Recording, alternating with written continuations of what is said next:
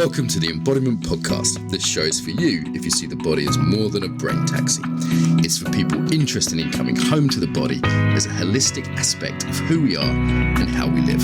Episodes contain practical tips, exercises you can take away, and interviews with specialists from around the world. I'm your host for today, Mark Walsh. So on the show today, Anastasia Shevchenko. Did I say that right, Anastasia? Yes, you did. Near enough. Dobro požalovat. Welcome to the show. Anastasia is a yoga teacher, the founder of the Berlin Yoga Festival, which I've taught at, an EYP graduate, a mum, and a Berlin resident. So welcome. Thank you so much for having me, Mark. So what's the beginning of your journey with the body? How did you get interested in this field? How did I get into the body? Well, first of all, I was born March 15, 88 in the Soviet Union. And 3 years later, there was a collapse and I ended up in this part of the world called Ukraine. And I just had quite a normal childhood. I was quite sickly child. I had rheumatitis when I was 7. And after that, my physical education training was quite non-existent because the doctors told me that I cannot run or move too hard. My mom tried to put me in the ballet school, but the strict Russian teachers or post-Soviet Union teachers told me that my body was not good enough to train. It's pretty hardcore, that training. Yeah, you go through like a really intense selection process there. They really want to make sure they get to work with the best material, you know. And then basically at one point it was discovered that I had a scoliosis. I was 14, and at that age the people believe that that's it. Basically, you're grown, your bone structure is set in stone, and there's nothing you can do about it. And I just kind of had to, come to terms being a teenager was this idea that I was, deformed. There was something awfully wrong with me. You're twisted. Broken, twisted. As a 14-year-old girl in the Ukraine, I can imagine you weren't too happy to hear this. Yeah, definitely not.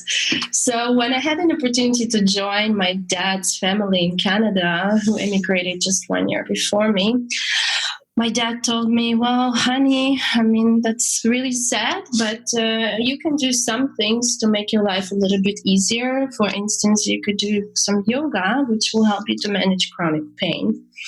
And that's how my yoga journey started. I was 15 at the time. I was in Canada, and I was studying from the books of the Russian masters.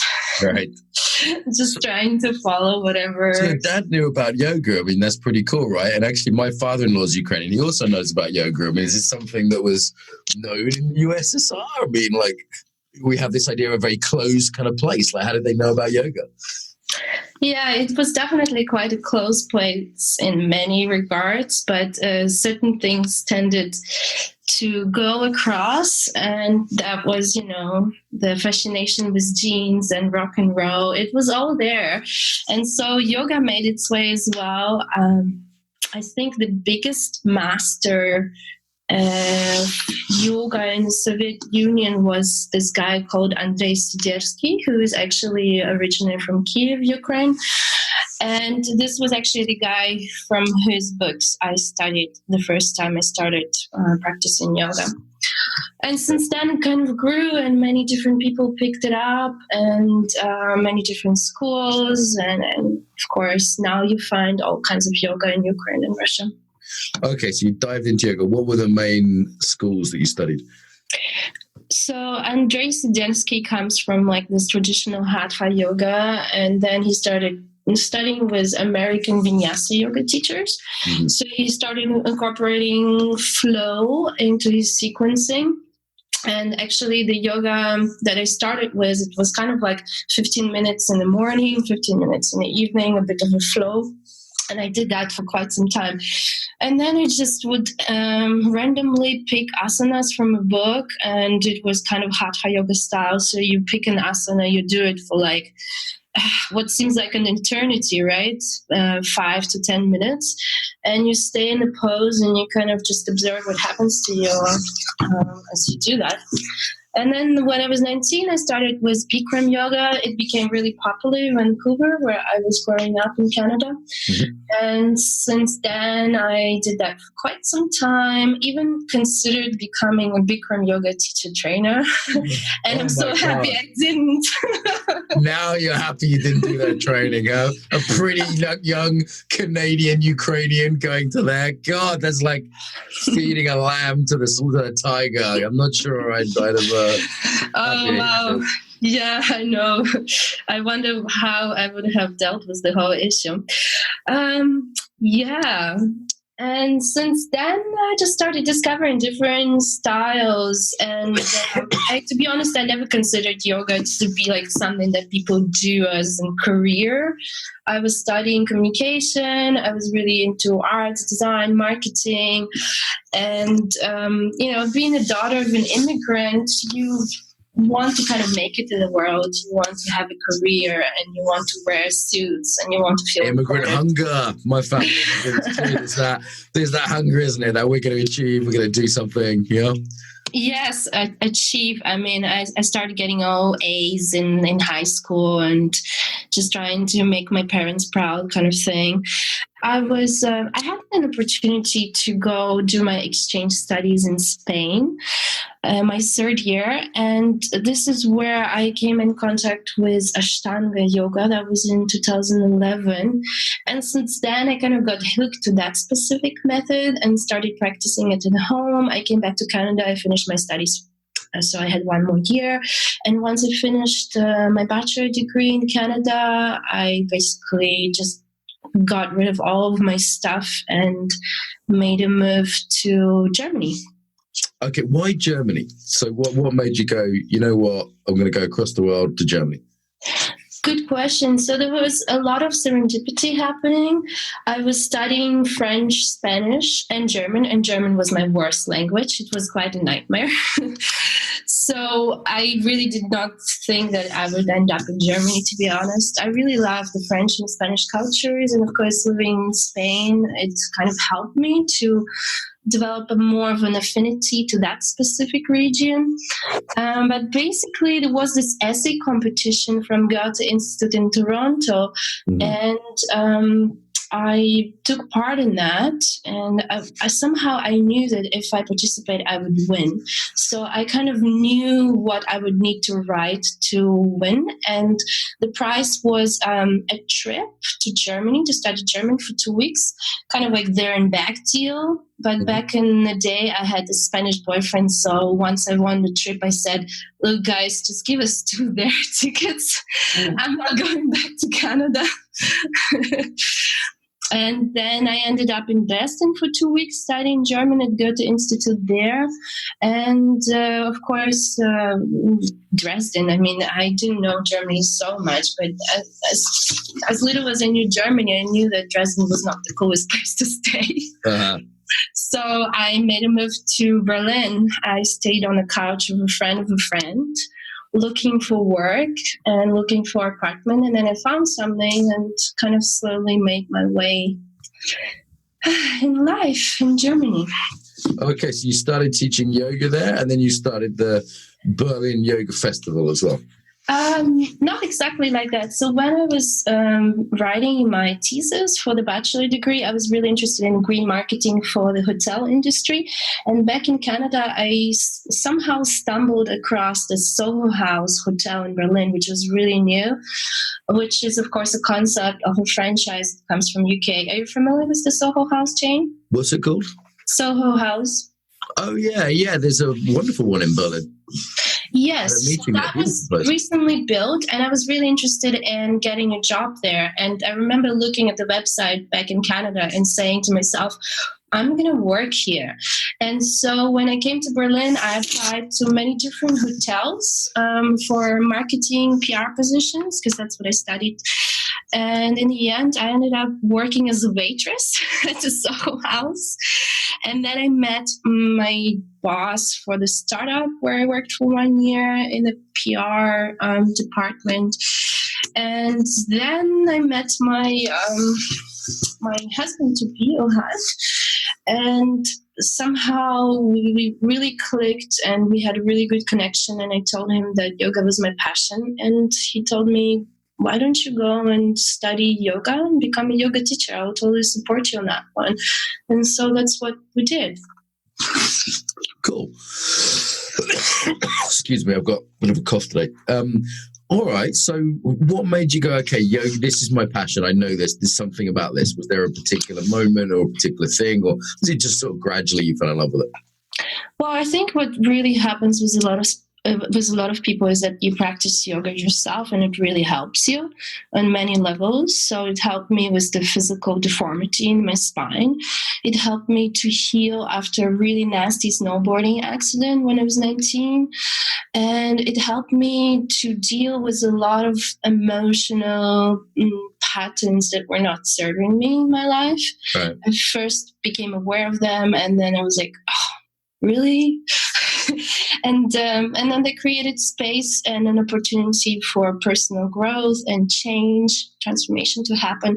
And once I started noticing that yoga was this really powerful tool that gave me the energy and the motivation to develop myself and to maybe become a better person and find ways to tap into my natural talents and learn how to express them better in this world, I felt really empowered by it. And of course, naturally, I wanted to share that with the rest of the world. I really wanted to share with others what I learned and to give this powerful tool to others so that they could have a similar effect on their lives. And why the conference? What made you put on this big event? Because it's a fairly big undertaking, isn't it? Oh, wow. To be honest, I had no idea how big of an undertaking it is. It's like the Embodiment Conference. If you kind of knew up front how big it would be and how much work it would be, you wouldn't have done it. But exactly. Give people a sense of the scale of it. Sure. So actually, I was pregnant with my second child, with my daughter. And this was kind of the point where I was like, okay, so what is my contribution to my community? What it is that I want to say?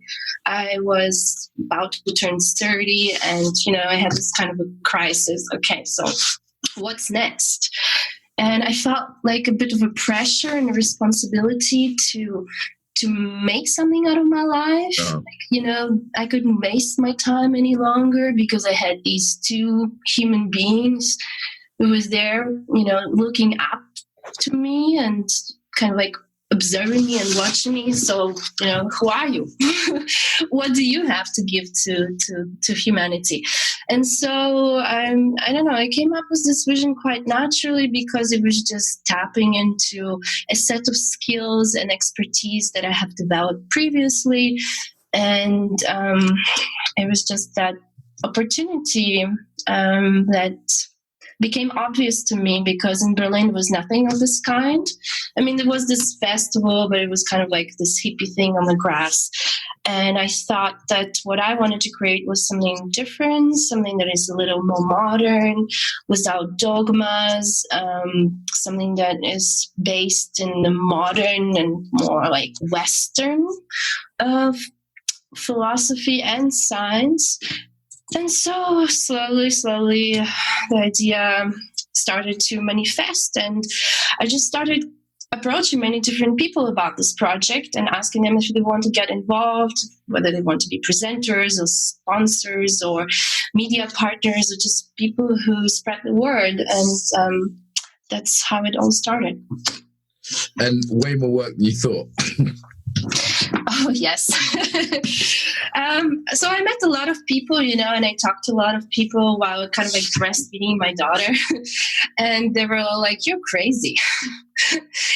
Don't you realize what you're doing? This is so much work. This is so much money. This is so much energy. And it's not even worth it because, yoga event, it's not exactly the kind of business where you become rich or where you even manage to cover your costs in the first few years. Mm-hmm. And you've seen all these different styles of yoga now then. Like, what's your sense of the sort of overview? I know this is an interesting topic for us both, of the different styles of yoga that are out there. Yes. Well, I think we're in this era of, what is it called? Post-lineage. So we did have the initial wave of the yogis coming from India, carrying some kind of traditional yoga messages with the, typical patriarchal setup, with a guru to whom you're supposed to surrender completely and just listen, kind of hope that at one point they feel like you're pure enough or ready enough to receive the knowledge, and then they do something to you, like they manage your energies, they help your kundalini rise, and there you go, you're enlightened. So that's the more traditional approach to yoga. And then we have, of course, in the US, people like in the 70s and 80s kind of like coming in contact with yoga and seeing how awesome it is. And also, coming from this American entrepreneurial culture, kind of really good at making money from things and starting new ventures. And there were lots of people that created their own styles that were kind of like based on the traditional Indian lineages with their own twists. And so we have now, I would say, just still some people fall into the category of, wanting to become yoga teachers and going to Mother India to study with some gurus. And we have other type of people who go to these kind of like American senior yoga teachers who are famous for fathering or mothering some kind of yoga style. And now we have like a lot of mixtures as well. So someone is going into a teacher training in a specific method, and they just use it as their base. And then based on their own talents and skills, they kind of mix in different things, different moving arts, different healing techniques, approaches to body, mind, spirit.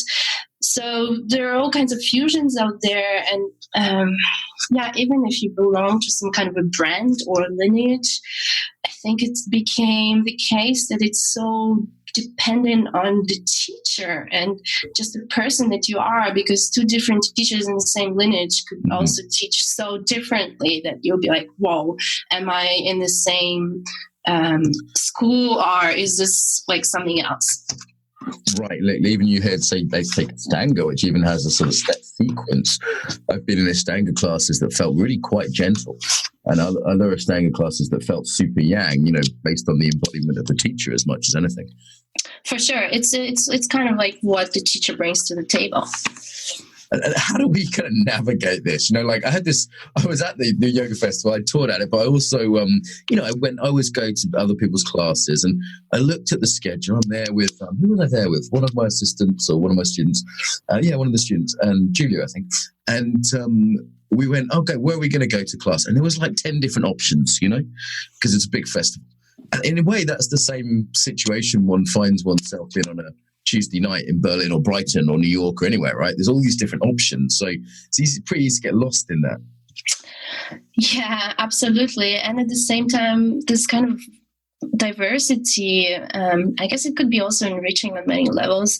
So I guess the idea behind all of these different options and fusions and subcategories is twofold. First of all, I guess you want to tailor the method or the technique, the yoga, to the individual much more these days, because it's also very much generational thing. All these people who grew up with certain technology and social media, and they have developed like these ideas about how important they are, and it's all about them.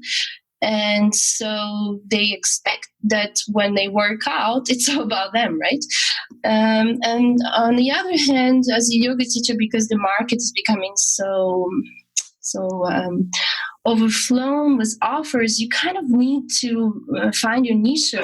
You need to find a way to appeal to a specific group of people based on their needs. And these days, constantly hear things like, if you are just teaching a normal vinyasa yoga class, you're a failure. You're not serving anyone if you're not developing like a very specific set of like perfect customers, right?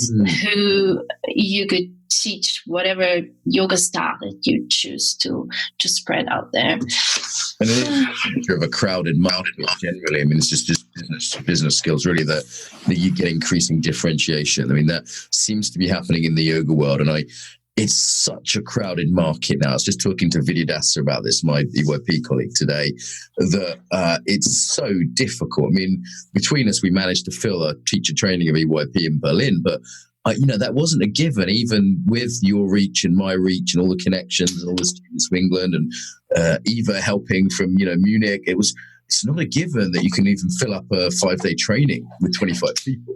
It's for sure crowded right now, right? And it's also the case, what I observe a lot of is that the world has changed a lot, and these days a lot of people make a decision to follow their passions and go for the kind of career options and jobs that have to do more with, things that they enjoy doing rather than what brings them money.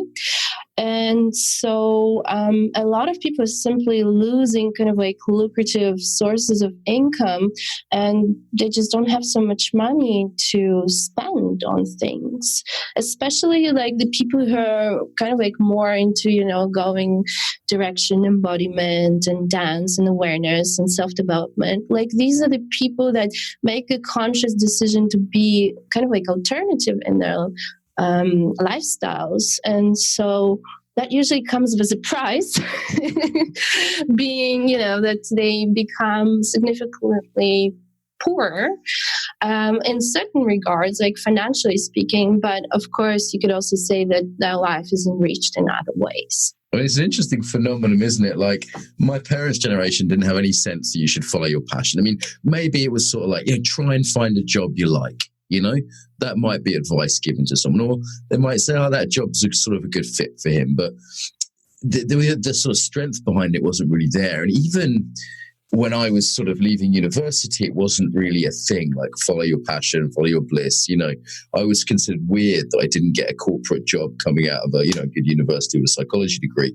And I went and studied aikido. People thought that was quite a strange thing to do.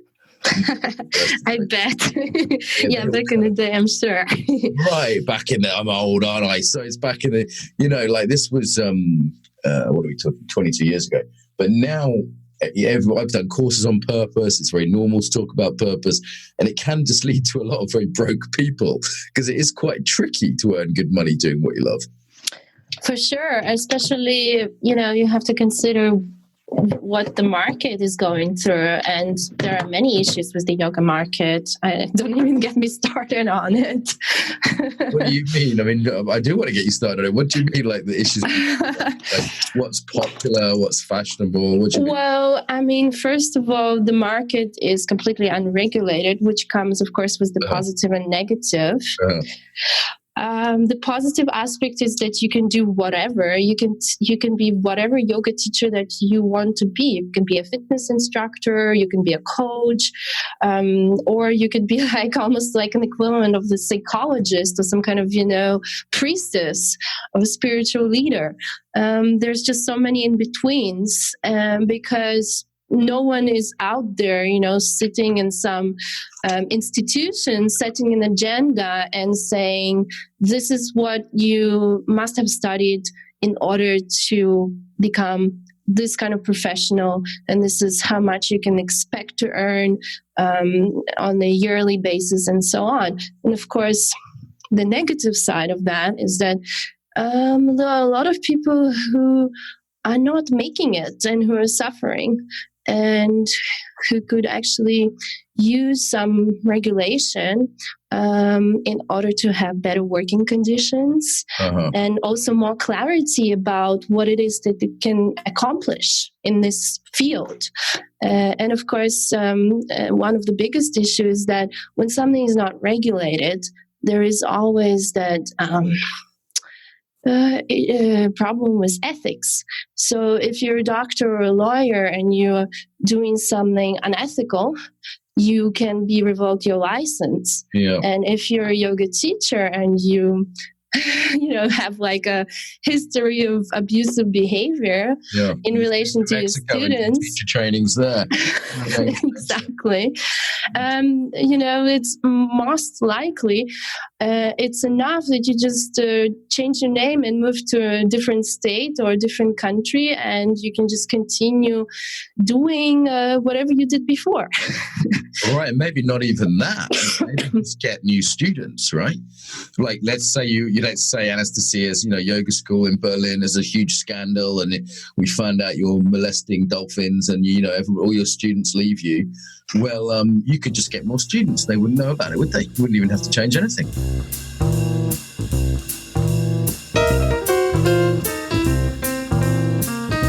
The show.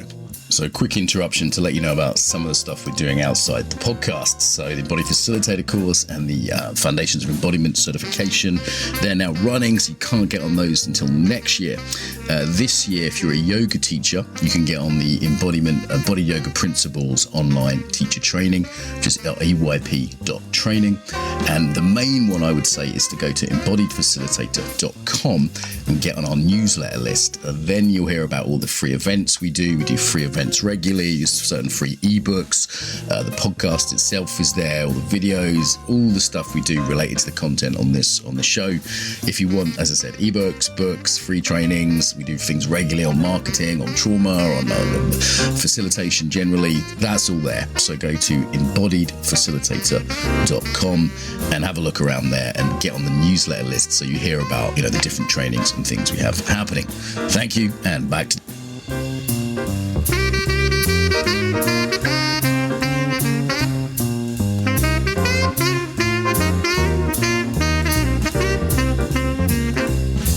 Yeah, I'm still so shocked and surprised to see that in the light of all the scandals that are coming out, there are just people continuously making their way to these teachers in these schools as if nothing happened. Right. What's going on with that?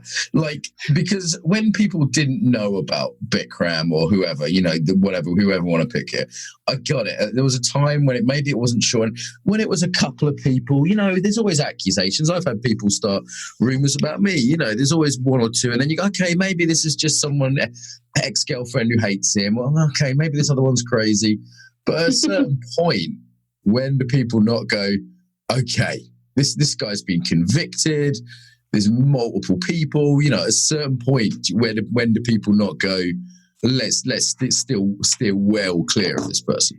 I don't get that psychologically. What do you think is going on?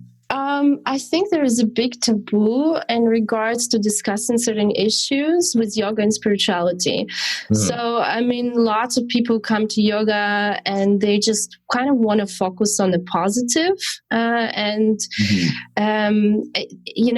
lot of them kind of come to yoga for a reason. Maybe there is a history of trauma or there is something unsettling behind them. So they really want to believe hard that this new thing that they're into is different and better and that it's going to save their lives. But it's not. It's just another thing that we humans have constructed. And we have to remember that dealing with humans, we always run into kind of like a set of similar problems, and we have to have certain rules in place to protect the weaker from being taken advantage of. And so when I speak to some people about some of the issues in the industry or in the community, they kind of like don't want to talk about it, they just want to talk about blissing out and, you're being so negative. Why don't we just focus on rainbows and unicorns? And I'm like, awareness is about seeing the good and the bad and doing something with the bad once you become aware of it. Yeah. I guess, if a practice has helped someone, they feel kind of loyal to the practice. And, everyone's going to be helped by doing hot yoga or vinyasa or any kind of style. You're going to feel good. It's going to give you some benefits, maybe add some discipline to your life. And then, as you say, they come to that sense like, hey, life's kind of hard and this is my place where I go to bliss out. And, it feels good, and I don't really want you kind of bringing this heavy, reality shit into this. And it's, I can see that. I can see that. But I think times have changed, don't you? Do you not think that there's sort of, while there are still people signing up for these kind of courses and these kind of gurus, it does seem like there's been a shift in the last few years? I definitely feel it myself. I like to believe in it. I don't know if it's just, I'm in some kind of a bubble. Could be. Well, Berlin's not the rest of the world, is it? For the attitude, anti-authoritarian, strongly feminist kind of town. It's a very different reality there. Yeah, absolutely. Sometimes it's even too alternative for me. Well, let's go to that degree then. What's it like doing yoga in the, super cool Berlin with its, it's got a long reputation going back to the Weimar Republic as being a sort of liberal, radical left hotbed? Yes. Well, first of all, it is a challenge for me if you look at my background. So I was born into a communist regime. So that already says a lot about my culture and certain values that I was brought up in. And, Russians, Ukrainians, we're kind of famous for being a bit more of a traditionalist and liking authority figures, taking care of us, these strong, powerful leaders. Yeah, I guess I'm handicapped in many ways, but at the same time, it gives me a different perspective to see things a little more from a critical perspective. So I was a little shocked to come in contact with the Canadian culture, but I was also very empowered by feminism and by even such a simple concept as having personal space. Uh-huh. Personal space is not something that you had in Ukraine. Your grandmother would sort of kiss you whether you liked it or not, and you'd have people would come into your personal space. What do you mean by no personal space? That's sort of. You would. I remember growing up with these, grandmas sitting on a bench discussing all the young people and what they're doing, what they're up to, kind of gossiping and saying no, for doing this or that. So everyone kind of knew what's happening with everyone else, and even if you see how people used to live in communities. In communism, it was quite common for people to live in communal housing. So in one apartment, you would have a couple of families sharing like one room.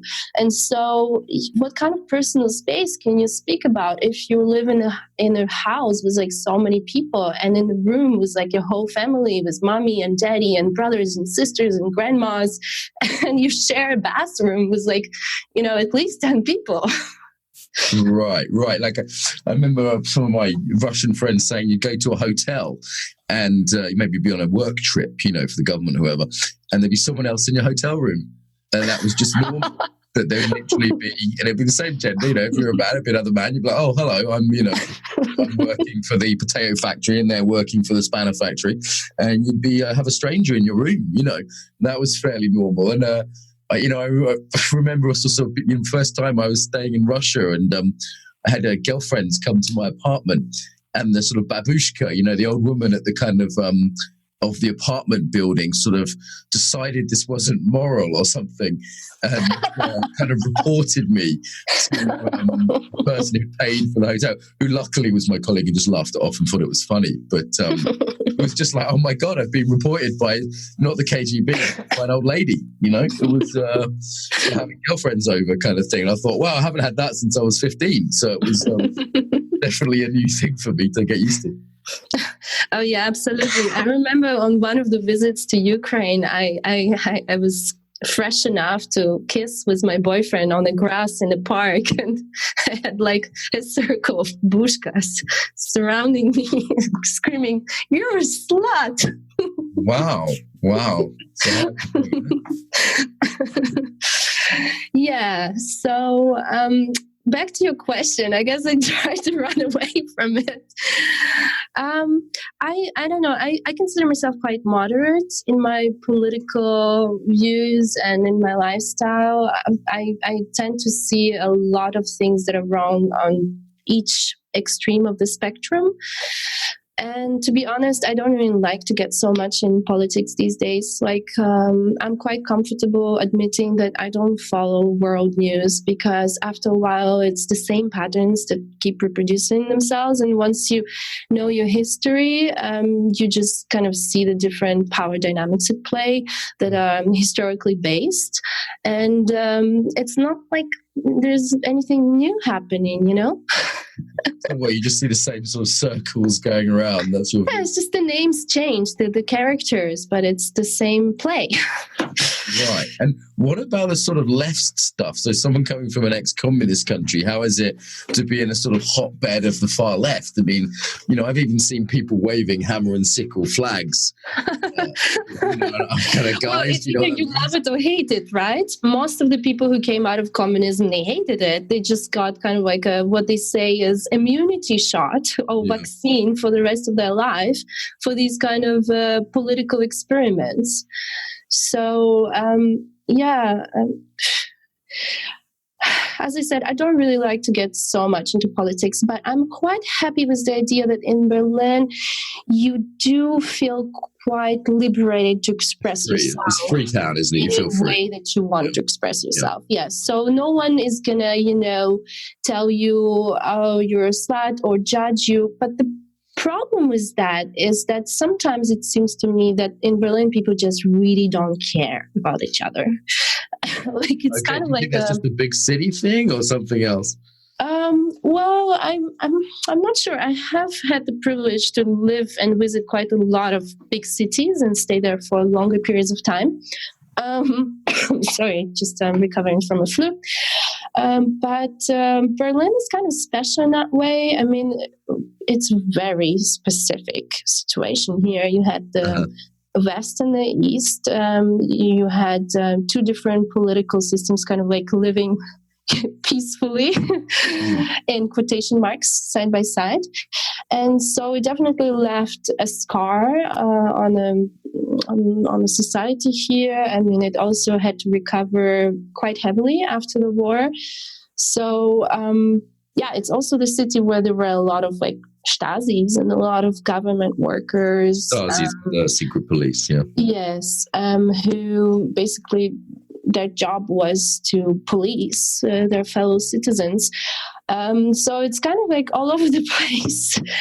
I would say that Berlin sometimes comes across as a bit hedonistic in a sense, kind of like people have, alternative lifestyles and they just want to enjoy their life. Mm-hmm.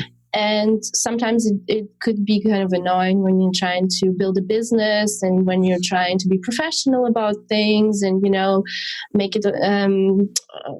make meetings with people, for instance, and then, they don't show up and they tell you, well, that's because you didn't confirm with me like before the meeting. And I was like, what do you mean? Do I have to confirm meeting? Like we set an appointment? Yeah, it's not a business town, is it? It doesn't have a financial sector and it doesn't have the same sort of professional go-getter vibe of, say, New York. No, not at all.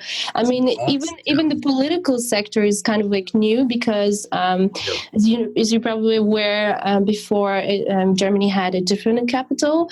And so Berlin is quite a new capital. And yeah, sure, there is the ruling political class here. And there were many artists, as you're probably aware. I mean, this is probably why the Berlin got such a cool city vibe to it. Mm. Yeah, it was also lots of musicians, like in the famous 90s with all the techno and, just people like kind of trying to have fun after all of the stuff that they had to go through because of the wall. So, I mean, I don't blame them. Mm-hmm. No judgment. Well, it's certainly full of embodiment teachers, and we've had a fair few on the show, actually. Listeners will have probably heard other episodes. Okay, so let's move to your EYP experience then. That you not only organised this training, but I said after we had a really good team. I said, Anastasia, why don't you just be in it as a participant? You've worked hard. Be here as a participant. We'll take care of the actual training. And you've been a student not long. How far are we out? 2 weeks away? Still recovering? How's it landing? Oh, it was great. It was very inspiring. It was so inspiring that the first class I had to teach on yoga, I was like, okay, right. So I just did this amazing thing called Embodiment Yoga Principles, and I really want to incorporate it into my class today. And then in the end of the class, I was like, oh, I think I need to look into it closely, how to incorporate it better, because you have to be careful with managing people's expectations. My classes are known for kind of being physically demanding, challenging, soulful Ashtanga flow kind of thing, and the people didn't know what they signed up for.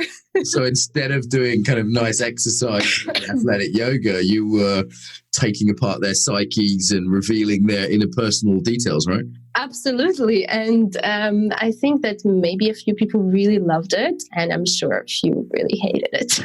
You know what? That's fair enough, because as you say, it's about expectations.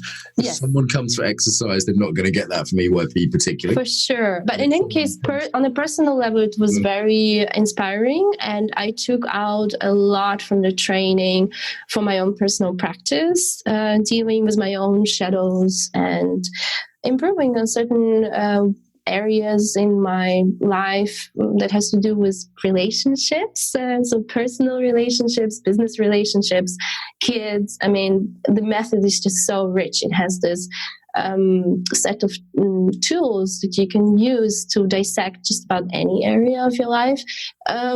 So just giving you an impression of how you are at certain situations, and then giving you also a possibility to change if you feel like that's necessary to create better relationships with yourself and others.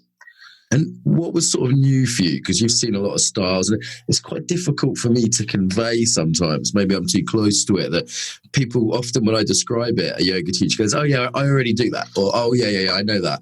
Oh yeah, and I'm like, no, you don't. Trust me, you don't. So how would you describe what was new, even for someone experienced in different styles of yoga?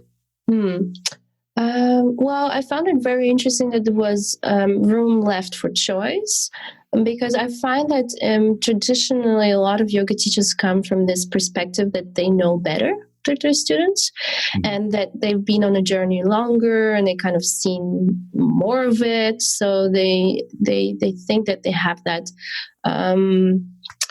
circumstances to tell others how to live their lives. And I felt that while you have a lot of knowledge and expertise, the method that you build, it definitely gives people a choice. So they become aware of something, and then they can decide if they want to stick to their usual stuff or if they want to come out of their comfort zone, let's say. So that was very interesting for me. And I really appreciated that you incorporate this kind of like trauma sensitive and these modalities that help to deal with people that come from the circumstances that, could be difficult, let's say. And I think I definitely was inspired to look more into that aspect. And I feel like the world would become a better place if a lot of people started becoming more aware of the extent that the people could be traumatized, and also how to hold the space for these people and help them in a way that is not victimizing, but rather empowering. Right, yeah, and both of those points are really about empowerment. And I guess in EYP, because it's, very deep work, the importance of the sort of container and the safety stuff, even if people don't have any trauma, is still very important for the work in a way it might not be if someone was just stretching. The thing about choice is interesting, that I was speaking to a yoga teacher, I won't say where, in one of the countries I was in after I saw you last, and she said, you know what? There's a guy in my class who'd come to yoga and he'd never been to yoga before, and he'd been to 3 or 4 classes, and he was obviously getting a lot from it. He was enjoying it. And then she said, and he said, you know what? I then saw him in a cafe, and he'd only been a recent student, so I asked him on a date, and he said yes. And I said, okay, how many things had you told him to do that he'd said yes to before you asked him on a date? And she said, what do you mean? I said, well, how many instructions had you given him that didn't have a choice, that were just like, put your foot here, breathe this way, do this? And she said, well, hundreds, you know. And I said, okay, so he was conditioned by saying yes hundreds of times to you, and then you asked him something else. And it's like, well, of course he's going to say yes. You're now, even if after 4 classes, he's said yes to you several hundred times. He's gone along with your instructions several hundred times without having to think for himself, which is part of the relief of, you know, that Russian-style leadership, that Ukrainian-style leadership that's so common in yoga, that people don't have to think for themselves very often. That's a relief, but it's also disempowering. And she never thought about it quite that way before. You know, she thought, well, he's a grown man and he can make his own choices. And, you know, that's true too. But I pointed out this idea of the compliance ladder, they sometimes call it. Mm-hmm. You know, every yoga class is a compliance ladder generally. For sure. Well, it's a very interesting philosophical question to me that I struggle with quite often. It's this idea, how much do people actually want to get empowered? Because a lot of people are quite comfortable with being led and being told what to do and how to live their lives and how to make important decisions. I think this is why the guruship, whole culture of guruship is still quite powerful in the West. Right. You know, you have like this guru or that guru coming from India and collecting like stadiums of people, like a rock star. The modern existence is quite confusing on many levels, quite absurd. And I guess it could be very comforting for someone to come along and to kind of like project, this energy that they're at a better place, that they have their shit under control, so to say. Uh-huh. And if they're charismatic and good looking and know how to speak in simple and powerful slogans, then it makes things quite easy for people to want to follow. Yeah, Eric Fromm wrote a book called The Fear of Freedom after the Nazis, saying, how did this happen? Saying that people are actually quite afraid of freedom. And there's definite appeals of fascism was what he was looking at, but it applies more generally to any sort of totalitarian system. And the point I was making to this yoga teacher was just this guy was in the habit of going along with her. And the other point I made to her was that he was associating the state high of the yoga that she did. Now, some yoga is more state high than others, right? But, a lot of it's like a hot yoga class is a pretty big state high. Yeah, it could be like a chemical fountain in many cases. Fix, right? And that chemical fountain is happening while you're looking at the teacher. So it's the most natural thing in the world to associate. I mean, this is why we've evolved to have sex during non-reproductive times, right? That's an example. Why we have dinner with friends. That's an example of an associative conditioning. That it's like, steak good, therefore friend good, or sex good, therefore wife good. It's the same thing with yoga, right? If people are having that state high, of course they're going to associate that with the person that happens to be standing in front of them, talking to them while they're having that high. Yeah, for sure. Well, and the last element that we should mention, because it's there, so let's name it. I mean, yoga teachers are fucking hot. Well, Anastasia, maybe you might be. I'm not sure if I am, but a good proportion. It definitely makes you more radiant, and if on the physical level, but also without being too esoteric. I'd say on an energetic level too, right? People are for sure. The koshas are kind of sparkling in a yogi. It's not just that they've got a gym ass; it's that there's a sort of sparkle to them as well. Yeah, I would say that that's definitely the case, but it's dangerous to believe that once it's there, then it's there forever, because it's always very easy to slip back down. Well, I've had the flu for a week or so, and I've been traveling, and I'm a bit run down. And I tell you what, I'm not too sparkly today, because that's a state, not a developmental type shift, isn't it? Yes, I really enjoyed that discussion. Actually, that part of this discussion in Embodied Yoga Principle course. Would you like to share that with your listeners about states? Well, we talk about states versus traits and developmental levels. So there's various other podcasts on developmental levels people can listen to here, like with Keith Myers-Smith or Benzer or Ken Wilber. But the states versus traits distinction. So temporary states that come and go, like getting drunk or getting high or getting a yoga high, and traits like characteristics of personality. And embodiment is working with both of those levels. So there's working with the level of shifting state, like being more open or being more firm or whatever it is, but also working with more permanent levels? Yeah, generally speaking, I think people who come to yoga or any kind of other transformative techniques, they are looking for these highs, consciously or subconsciously.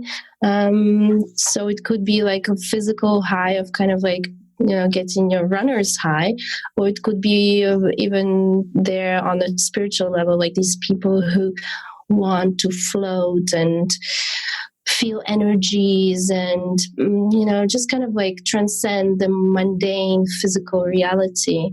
I think it could be very dangerous if we become too attracted to these temporary states and kind of crave them all the time, and then become depressed when they're taken away from us. I always like to think that it's great to have those states. They could be very inspiring, very motivating, but it's always what you do afterwards that counts the most. So you reach those heights, and then you have to go back to your community and kind of like share with your community, I guess, what it is that you learned, and help them maybe to alleviate at least partially some of their suffering, maybe with what you have to teach, what you have to show. Oh, it's a nice place to be moving towards wrap up there, or rather like that. Okay, do you have a closing message for us, Anastasia, before we tell people where they can find your details? A closing message. To be honest, I didn't really prepare anything of that sort. I would just say that I have this trust in life that everyone is on their path and it unfolds according to some internal logic of that specific individual.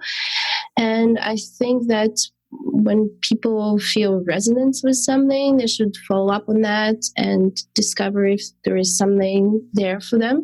And if they feel that something is not for them, then that's also fine. I think these days there's just so many choices and so many opportunities. It's just about finding your tribe and finding your community and finding that special glue that bonds you with the rest of the humanity, whichever type of glue that is. Well, thank you. And where do people find out about the Berlin Yoga Conference and your classes? I know we have quite a large listener base in Berlin, actually. So maybe if you want to say that in German or anything else, that's fine. I'm fine to stick to English. So berlinyogaconference.org is our website. We also have a Facebook page of the same name, as well as an Instagram account. And to find out more about me as a teacher, you can visit my website, anashayoga.com. And I travel quite a bit as well. Sorry? Say that website URL again. I've just got your Berlin one here. So what's your personal one? It's ANASHE yoga.com. Anastasia Yoga, it's from my name, Anastasia Shevchenko. Got it.com. I was just getting this up so I can make sure I do it. And people can compare me and you and say on the Facebook book, who is the hottest yoga teacher, me or you? Oh my God, yeah. You're gonna haunt me down with this comment to the rest of my life. Trip to Mexico to study with Bikram. So, well, Anastasia, this has been fun as ever. I'll see you when I'm back in Berlin next, no doubt.